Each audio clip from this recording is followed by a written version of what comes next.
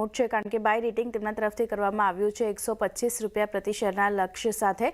તેઓ અહીંયા કહી રહ્યા છે કે જે નેક્સાન્સ ઓટોના વાયરિંગ હાર્નેસ બિઝનેસનું કંપની અહીંયા અધિગ્રહણ કરતી જોવા મળશે અને અધિગ્રહણથી વૈશ્વિક પીવી વાયરિંગ જે છે વૈશ્વિક પીવી વાયરિંગ એના હાર્નેસ સેગમેન્ટમાં કંપનીની આપણને એન્ટ્રી થતી જોવા મળશે, એટલે પોઝિટિવ છે. સાથે અધિગ્રહણથી કેશ EPS આકર્ષક બનતા જોવા મળશે. પ્રથમ વર્ષમાં જ જે EPS છે એમાં લગભગ 2% વધારો થવાની સંભાવના પણ બનતી દેખાઈ રહી છે.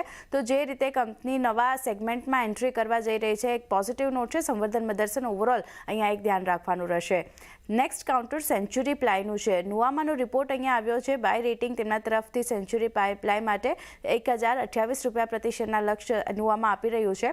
તેઓ અહીંયા કહી રહ્યા છે કે મેનેજમેન્ટને FY31 સુધી લગભગ 12,000 કરોડની આવક હાંસલ કરવાનો જે લક્ષ્ય છે તે અહીંયા બનતો દેખાઈ રહ્યો છે અને કંપની એ તરફ આગળ પણ વધતી દેખાઈ રહી છે. વર્તમાન ગ્રોસ બ્લોકમાંથી જ લગભગ 700 થી 750 કરોડ રૂપિયાની આવક જે છે તે અહીંયાથી કંપની મેળવી શકે છે. સાથે જ પ્લાયવુડ એક્ઝિક્યુશન મજબૂત કંપનીનું લાગી રહ્યું છે.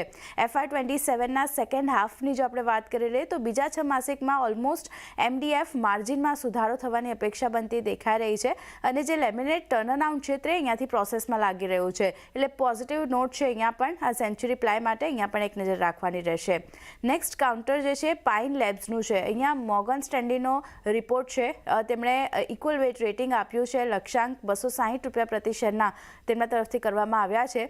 તેઓ અહીંયા કહી રહ્યા છે કે ફર્સ્ટ મૂવર એડવાન્ટેજ અને મજબૂત પાર્ટનર્સ ઇકોસિસ્ટમથી ખાસ કરીને ફાયદો થતો જોવા મળશે. નાણાકીય વર્ષ 2025થી 28 સુધીમાં આવકની જો વાત કરી લઈએ 19% વધવાની અપેક્ષા બનતી દેખાઈ રહી છે અને એબિટા માર્જિન FY28 સુધી લગભગ 20% રહેવાની અપેક્ષા બનતી દેખાઈ રહી છે. તો પાઇન લેબ્સ માટે પણ પોઝિટિવ રિપોર્ટ છે. અહીંયા પણ એક નજર રહેશે.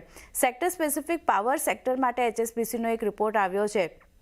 તેઓ કહી રહ્યા છે કે ઓક્ટોબર અને નવેમ્બરમાં ઘટાડા બાદ ડિસેમ્બરની શરૂઆતમાં પાવર ડિમાન્ડ ખાસ કરીને વધતી જોવા મળતી દેખાઈ રહી છે. નવેમ્બરમાં જે 3.3 ગીગાવોટ રિન્યુએબલ ક્ષમતા ઉમેરવામાં આવી છે એને કારણે ફોકસ જે છે તે અહીંયા બનતું દેખાઈ રહ્યું છે અને ખાસ કરીને જે શાંતિ બિલ 2025 પસાર થયા બાદ પરમાણુ ઉર્જા ખાનગી ભાગીદારી માટે હવે અહીંયાથી ખુલતી આપણને જોવા મળતી દેખાઈ રહી છે. એટલે પ્રાઇવેટાઇઝેશન માટે ખાસ કરીને આ જે ખાનગી ઉર્જા છે તે અહીંયાથી આપણને પણ પરમાણુ ઉર્જા અહીંયાથી આપણને ઓપન થતી દેખાઈ રહી છે. એટલે અહીંયા પણ એક પોઝિટિવ અસર આપણને આવનાર દિવસોમાં જોવા મળતી દેખાઈ શકે છે. તો ઘણા કાઉન્ટર છે અને ખાસ કરીને પાવર સ્પેસ જ્યાં એક પોઝિટિવ બ્રોકરેજ નોટ આવ્યા છે, આ બધા પર નજર રહેશે.